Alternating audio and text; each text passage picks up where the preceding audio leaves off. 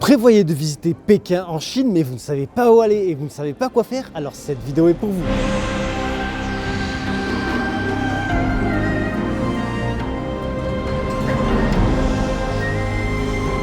Salut les amis, c'est Monsieur Puss et dans cette vidéo, je vais vous donner un itinéraire complet sur 2 jours à Pékin en Chine. Et c'est parti, première visite de la journée, l'incontournable cité interdite. Avant de vous donner un aperçu de la cité interdite, il faut que je vous donne un super conseil. C'est comment acheter son ticket. Parce que vous allez dire non mais c'est simple, on va à un guichet, on achète son ticket et puis voilà, ben non, ça se passe pas comme ça serait bien que ça passerait comme ça, mais non, c'est pas le cas.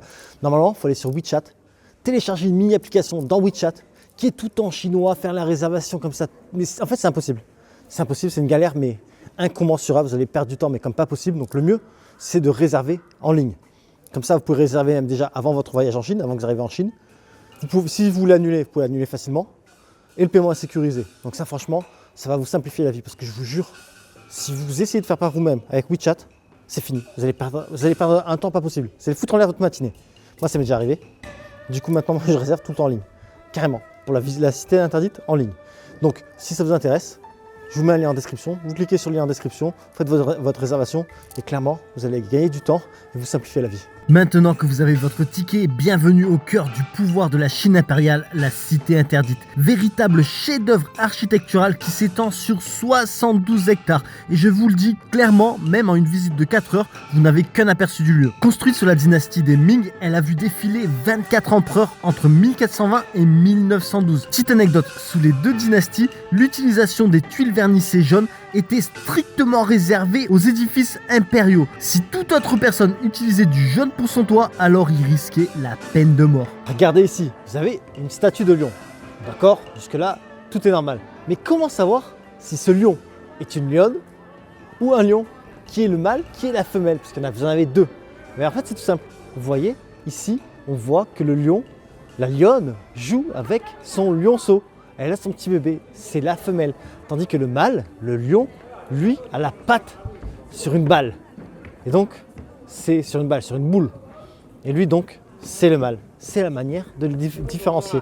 Et vous allez voir, dans la cité interdite, il y en a plein, il y en a plusieurs. Et c'est comme ça qu'on le différencie. Et ici, il y a aussi une autre particularité, c'est que les lions ont les oreilles baissées. Et en fait, c'est tout simple. C'est parce que c'est le quartier ici des concubines, le quartier des femmes. Et donc, en fait, tout ce qu'elles entendent, elles n'ont rien entendu, en fait. Vous comprenez? Tout ce qu'elles voient, elles doivent ne rien voir. Tout ce qu'elles entendent, elles n'entendent rien. Elles doivent ne rien dire. Ensuite, deuxième arrêt, c'est la colline de charbon qui se trouve littéralement dans la lignée de la cité interdite. Alors, il faut sortir à la sortie nord. De là, vous marchez 20 minutes et vous arrivez en hauteur, en haut de cette île qui a été faite par l'homme, qui a été faite avec la terre qu'ils ont prise pour creuser les douves tout autour de la cité interdite. Et de là, vous avez une vue incroyable sur toute la cité interdite. C'est de toute beauté, vraiment c'est toute beauté. Ne manquez pas ce point de vue, vraiment. C'est à 20 minutes. C'est à 20 minutes, c'est un tout petit peu de marche, il y a quelques escaliers, mais c'est pas non plus la fin du monde. Allez-y à votre vitesse, à votre rythme. Et après, franchement, c'est incroyable de voir ce complexe, tous ces bâtiments, tout ça, c'est... Waouh! Alors j'ai oublié de vous dire 2 choses. La première, c'est que l'entrée est payante, ça coûte 2 yuan, ce qui fait plus ou moins 25 centimes d'euros. Et la deuxième, c'est que d'ici, vous avez une vue à 360 degrés. Vous voyez? On voit tout bien la ville de Pékin. Donc clairement, on voit que c'est pas un village. Il y a aussi le côté où on voit la ville moderne et tout ça. Franchement, c'est super sympa. Donc, si vous venez à la cité interdite, prenez 20, 30, 40 minutes en plus pour monter à la colline de charbon et profiter de ce point de vue incroyable, quoi. Alors pour le déjeuner, vous pouvez manger soit en sortant de la cité interdite.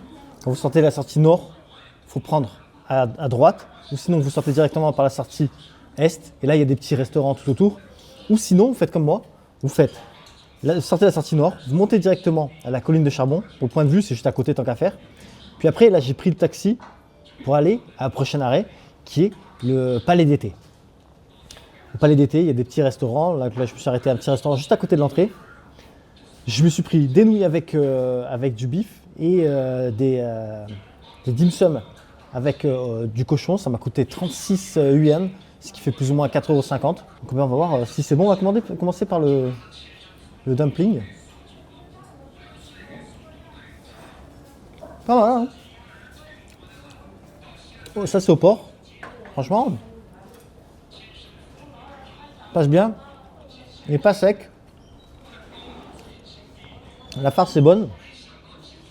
On va tester maintenant les nouilles. Nouilles au bœuf. On va voir ce que ça donne. Hein. Nouilles au bœuf. Ça a l'air super chaud. Le bol est maxi. Le bol est énorme, franchement. J'en ai pour 4,50 € là. Le bol est énorme. Et les 4 dim sum, j'en ai un truc touristique. Hein.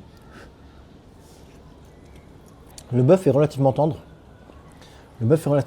Par contre, il n'a pas vraiment de goût. Il a du goût. Comment dire? Il a du goût. Il n'est pas extrêmement goûteux, quoi. Mais il est tendre. Voilà, j'ai pas des 36 000 morceaux coincés dans les dents. Et on va goûter le bouillon. C'est très important, ça, le bouillon. Le bouillon chaud, ça fait du bien. Il fait trop froid aujourd'hui. Il fait 4 degrés. Ça va. Je dirais pas c'est un truc de fou, mais ça va. Il est pas non plus, il est pas fade. Il passe. Donc franchement, pour 4,50 €, tout ce que j'ai, je me plains pas. Dans un coin touristique en plus, non, c'est juste à côté. Hein. À l'entrée là vous achetez le ticket pour le palais d'été. Allez, je mange. Après, je vous montre justement ce fameux palais.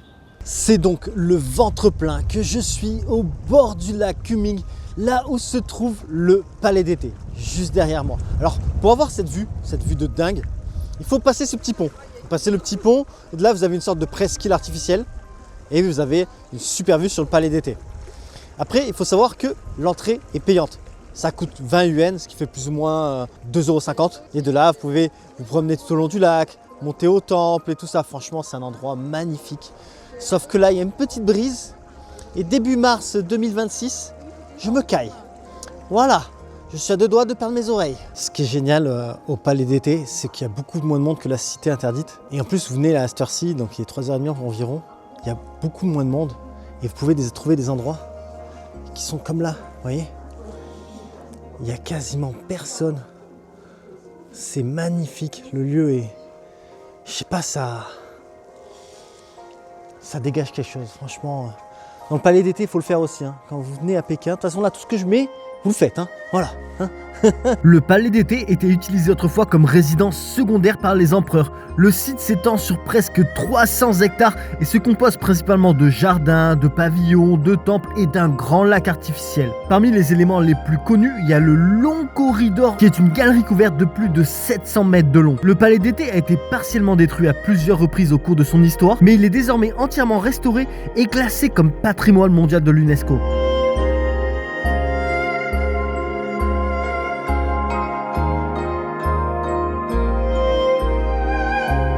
Donc, si vous voulez, vous pouvez monter jusqu'à la grande tour. Mais vous pouvez aussi monter encore plus haut, juste au pied de ce petit temple. Et ici, j'allais dire il n'y a personne, comme par hasard moi j'allais dire personne, il y a une fille. Donc il y a presque personne.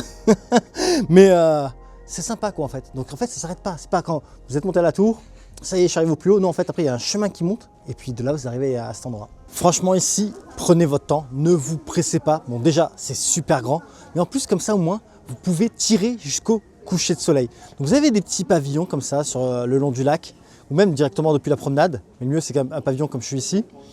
Et de là, vous pouvez profiter du coucher de soleil. Franchement, c'est super agréable, vraiment super agréable. La nuit est tombée, mais une rue s'éveille, c'est Wangfujing. Au cœur de Pékin, il existe cette rue piétonne remplie de magasins en tout genre. Alors ici, ce que j'adore le plus, c'est cet écran 3D. Il y a plein d'animations différentes, c'est incroyable. On peut y passer plusieurs minutes devant, clairement. Après ici, les boutiques, comme je vous ai dit, c'est pas ce qui manque. Mais plus surprenant, on y trouve une église, l'église Saint-Joseph. Très jolie église, mais à cette heure-ci, elle est déjà fermée. Deuxième jour et je commence par une petite aparté pour vous dire que si vous désirez avoir internet en Chine sur votre téléphone, je vous recommande vraiment l'eSIM Olafly. qui vous permet de profiter d'Internet en illimité, donc sans vous soucier de votre consommation. Olafly propose des eSIM pour la Chine, mais également pour plus de 200 destinations à travers le monde. Et ce qui est génial avec la eSIM Chine, c'est que vous avez un VPN inclus intégré dans la eSIM, ce qui est indispensable. Parce que sans VPN en Chine, vous n'avez pas accès à Google Maps, Google Translate, YouTube, Facebook, Instagram, WhatsApp. Bref, votre voyage devient de suite beaucoup plus compliqué. Puis un autre avantage, c'est que vous n'avez rien à configurer. Le VPN est inclus et intégré dans l'eSIM sans frais supplémentaires. Un autre truc qui est top avec Olafly, c'est que vous pouvez obtenir votre eSIM avant votre départ. Et c'est très simple. Rendez-vous sur olafly.com ou téléchargez l'application, choisissez votre destination et la durée du séjour, recevez un code QR, installez-le en quelques secondes, puis dès l'aéroport, activez les données d'itinérance et vous avez Internet immédiatement. Si vous désirez une eSIM Olafly pour votre prochain voyage, je vous mets un lien en description et avec mon code MonsieurPass5, vous bénéficiez de 5% de remise. C'est simple, rapide et super pratique. Ceci dit, premier arrêt de la journée, c'est le Temple du Ciel. Et comme vous voyez, j'ai sorti le bonnet parce qu'il fait moins 10 000. Non, en fait, il fait 1, ressenti moins 1, mais moi j'ai vraiment l'impression qu'il fait moins 10 000. Donc du coup, ce que je vais faire, parce que je galère à parler, je vais vous montrer des images du coin et je vais vous expliquer ça en voix off. Donc premier arrêt de la journée, c'est le Temple du Ciel. Et pour information, l'entrée coûte 28 yuan, ce qui fait en euros, attention, je sors mon téléphone, j'ai eu la notification, 3,52 €. Voilà. Là, ce qui est embêtant avec le mauvais temps, c'est que du coup, ça ne vous donne pas des belles images. C'est toujours plus beau avec le ciel bleu. Mais au moins, vous avez un aperçu et vous savez que quand vous allez venir, ça va être bien plus beau avec un super ciel bleu, une super lumière. Et là, pour la petite histoire, il y a un flocon qui vient de me tomber dessus et j'ai cru que c'était un mini caca de moineau. Moi, depuis qu'il y a un corbeau qui m'a fait caca dessus, à chaque fois qu'il y a un truc qui tombe du ciel, c'est un caca d'oiseau. J'arrive même plus à parler. On commence par l'Hôtel du Ciel, qui est une grande plateforme surélevée circulaire. L'ensemble est totalement ouvert, sans toit, ce qui donne une vue directe vers le ciel. C'est ici que les cérémonies avaient lieu. Au centre, il y a une pierre parfaitement ronde, appelée la pierre du centre du ciel, et les Chinois s'y mettent dessus et pris dans la direction des 4 points cardinaux. Passé la plateforme, vous arrivez à la demeure du Seigneur du ciel, qui est un pavillon en forme de rotonde avec des tuiles bleues. On continue sur une très longue passerelle surélevée en pierre, parfaitement rectiligne, et elle mène au hall des prières pour les bonnes récoltes, qui est ce bâtiment toujours en forme de rotonde et haut de 38 mètres, avec encore une fois des tuiles bleues qui symbolisent le ciel. S'il vous plaît, mettez un j'aime sur cette vidéo. Je me gèle, je n'en peux plus, il neige comme pas possible, mais franchement, je suis content parce que ça fait beau, franchement, c'est beau de voir toute cette neige qui tombe comme ça sur le Temple du Ciel et de voir tous les gens qui sont super contents, qui font des photos, mais ils font tous des photos à outrance avec la neige, ils sont trop contents, donc c'est agréable aussi à voir. Non, franchement, je suis content, après je me gèle, donc s'il vous plaît, mettez un j'aime. Enfin bon, je continue la vidéo, même sur 40 cm de neige, je m'en fous, je continue la vidéo. Mais là, je vous jure, je ne sens plus mes membres. Je ne sens plus mes membres. Je pense littéralement que cette fille n'est pas humaine. Regardez comme elle est habillée avec cette météo et ses chaussures. Comment fait-elle ?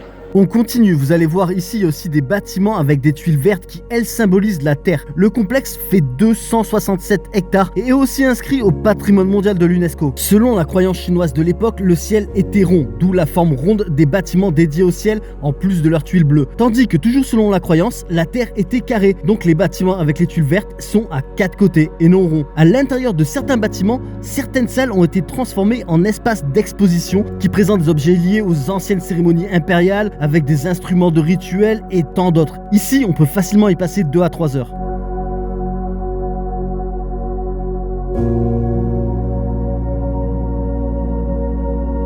Ce midi, je vous amène manger évidemment un incontournable à Pékin, c'est le canard laqué. Et pour ça, j'ai une adresse pépite, mais pépite, dans une petite ruelle qui est juste derrière le Temple du Ciel. Et là, vous arrivez d'un petit restaurant local. Vous entrez, vous voyez déjà, il y a plein de photos stars. Enfin, j'imagine que c'est des stars. Je me dis, ouais, c'est des stars, ça veut dire que c'est bon. Vous voyez aussi, il y a la porte comme ça, avec la vitre.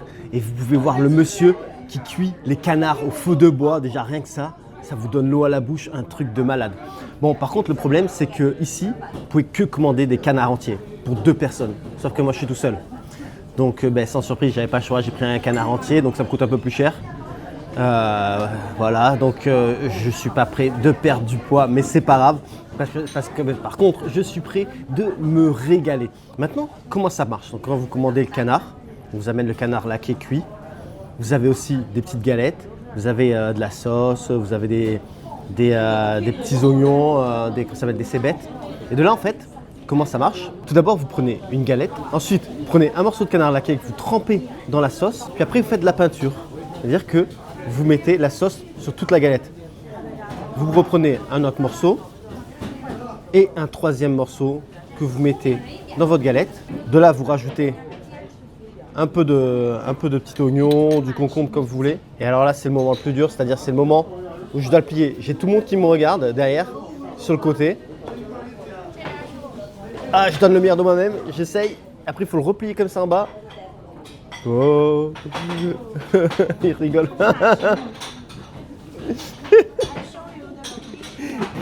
Et là, ça y est, j'ai fini. C'est pas le plus beau. C'est carrément pas le plus beau, mais c'est pas grave, on s'en fout. Ce qu'on veut savoir, c'est est-ce que c'est bon.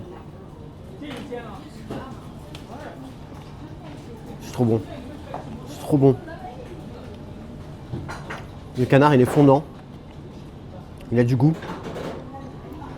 Vous avez le croustillant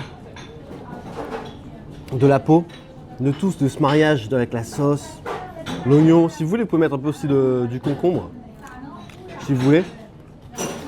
Mais tout ce mariage, cette combinaison et le canard, mais il est fondant, mais c'est... Oh, c'est vraiment trop bon. En fait, vous avez la viande qui est fondante, avec un peu le gras, plus le croustillant de la peau, c'est juste... Ah, c'est une dinguerie. C'est une dinguerie, c'est validé cette adresse, franchement. Je vous le mets non juste ci-dessous. Et franchement, si vous venez à Pékin, testez. Bon, venez au moins à deux, hein, que vous tapez pas un canard, un canard tout seul comme moi. J'étais là pour partir et la dame elle me dit, t'es français? Je dis, ah ouais, je suis français, comment tu sais? Elle me dit, parce que j'ai compris le mot canard. Elle me dit, avant, on a reçu dans ce restaurant un de tes présidents. Je dis, ah ouais, mais qui? Elle me dit, attends, je te montre la photo. Et en fait, elle m'amène dans cette salle. Donc si c'est une salle privée, souvent en Chine, dans les restaurants, ils ont aussi une salle privée. Et elle me montre cette photo où il y a Giscard d'Estaing, voilà, qui est venu manger. Elle m'a dit 2 fois à ce restaurant. Incroyable. Donc non, franchement, je vous le dis, c'est bon. Je vous dis, c'est pas parce qu'il y a Giscard d'Estaing qui est venu et plein de stars. Non, je m'en fous de ça. Si c'est pas bon, je le dis. Mais maintenant, je comprends mieux justement pourquoi il y a des stars et même un président qui est venu manger ici parce que c'est trop bon. Mais c'est incroyable. C'est vraiment un petit resto local qui paye pas de mine.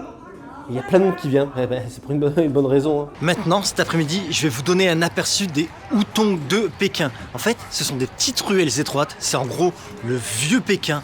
Il y a plein de petites maisons vraiment authentiques, typiques. C'est super sympa à voir. Alors, là, vous voyez cette ruelle-là, c'est genre la plus grande. C'est pour vous dire, vraiment, c'est des petites ruelles étroites. Disons que ça, c'est la ruelle principale. Et sur les côtés, vous avez plein de petites ruelles, encore plus étroites. Dans la ruelle principale, il y a beaucoup de commerces. C'est pratiquement que des commerces, des restaurants, des trucs de souvenirs. Et dans les autres petites ruelles, c'est un peu plus authentique. Vous avez aussi des cafés, des trucs comme ça. Et c'est vraiment sympa de s'y promener. Il y en a plusieurs à Pékin. Là, je commence par celui qui est vraiment proche de la cité interdite. Et c'est vraiment agréable de s'y promener, prendre votre temps, regarder un peu les magasins, ce qui vous plaît, peut-être faire du shopping, acheter des souvenirs. Non, moi, j'aime bien ce quartier-là. Alors là, pas super beau, il neige plus. Enfin, il neigeote.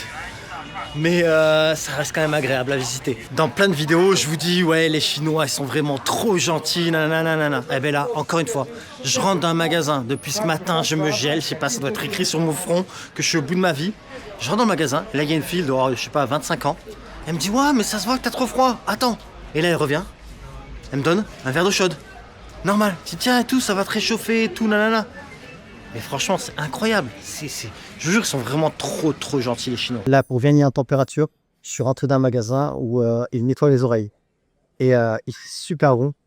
Par contre, c'est trop bizarre. Là, avec toutes ces trucs qui me rentrent dans l'oreille, je sais pas ce que je sens, ça me sort des insectes des oreilles. Mais au moins, après, je vais avoir une audition en Dolby Surround. Et surtout, je vais ressortir plus en température. Parce que là, j'étais gelé.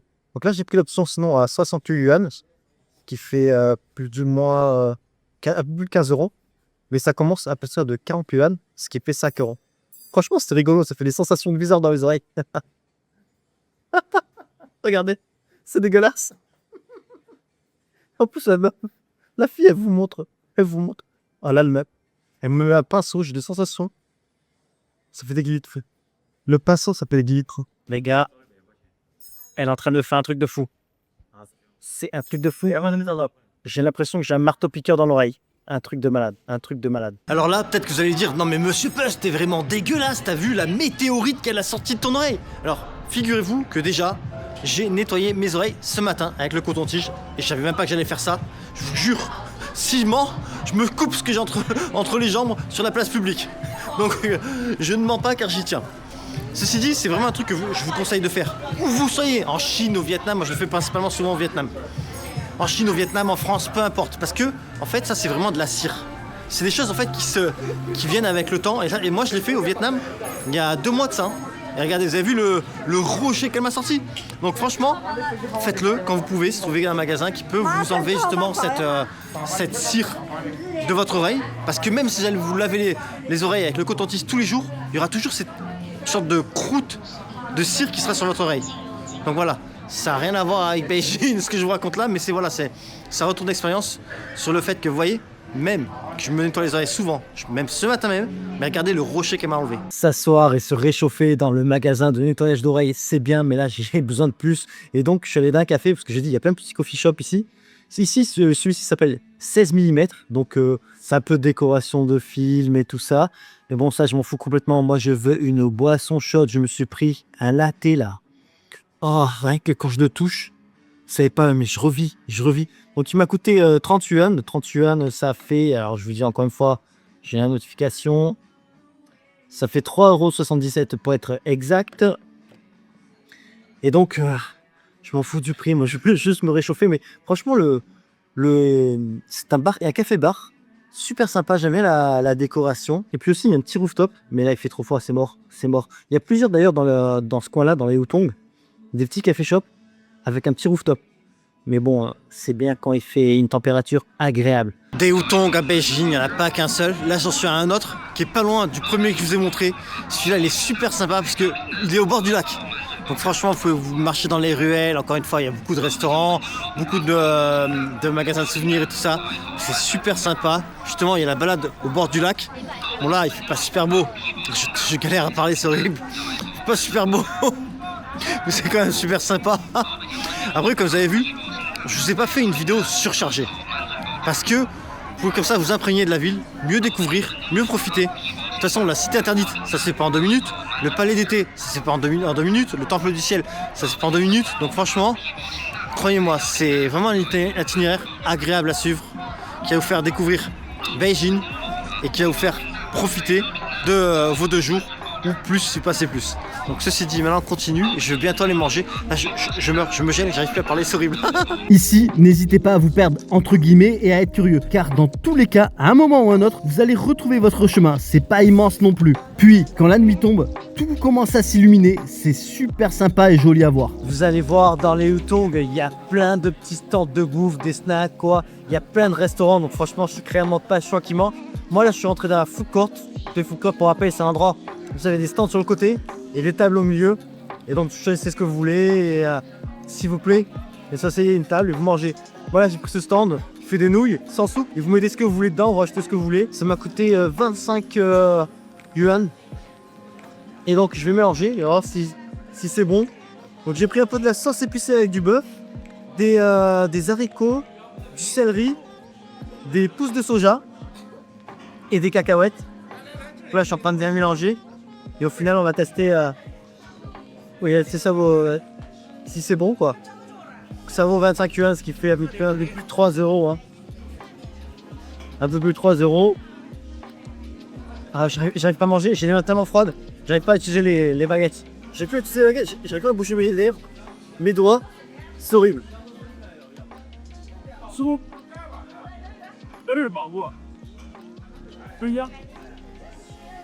C'est pas mal.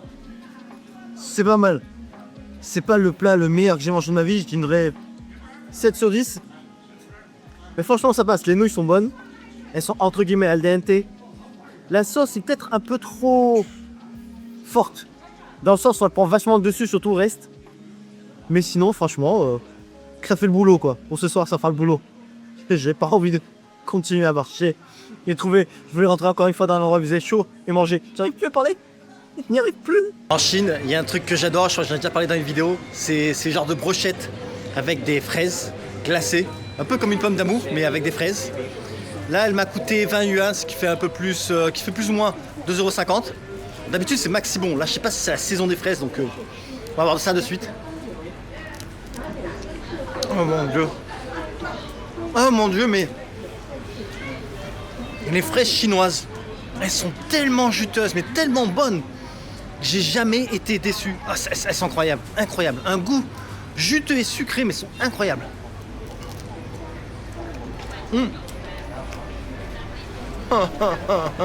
En début de soirée, ce que vous pouvez faire, c'est continuer à vous balader dans les Hutong. Franchement, c'est magnifique de nuit avec toutes les lumières, tout éclairé comme ça, les lanternes. C'est vraiment sympa de s'y balader. Ou le bord du lac aussi, la promenade avec toutes les illuminations. C'est vraiment, vraiment joli. Si vous voulez voir autre chose, vous pouvez aller dans le quartier moderne. Là, voir les buildings, les illuminations aussi, c'est vraiment incroyable. Ce soir, j'y vais pas, franchement, il fait trop froid, j'en peux plus, je suis au bout de ma vie. Là, je vous montre des images que j'ai fait l'année dernière, donc ça n'a pas changé. Ça n'a pas changé, c'est toujours pareil, c'est toujours aussi stylé. Et là, je peux plus. Il neige, je suis au bout de ma vie, je vais être malade, je le sais. Donc, s'il vous plaît, mettez un like. Combien il fait de degrés là? 1 degré ressenti, -5. Je meurs, mais rien de regarder, je souffre encore plus. Enfin bon, c'est pas grave. Ceci dit, j'espère que cette vidéo sera utile pour votre prochain séjour à Beijing, en Chine, ou à Pékin, en Chine. C'est comme vous voulez, c'est le même endroit. Ceci dit, les aventures en Chine continuent, j'espère sans la neige. Les aventures en Asie continuent aussi. Donc si vous désirez ne rien manquer, n'hésitez pas à vous abonner. Et je vous dis donc à la prochaine sur ma chaîne La Bizette. Mouah. Je vous remercie d'avoir regardé cette vidéo, j'espère qu'elle vous a plu et qu'elle vous sera utile pour votre prochain voyage. À bientôt.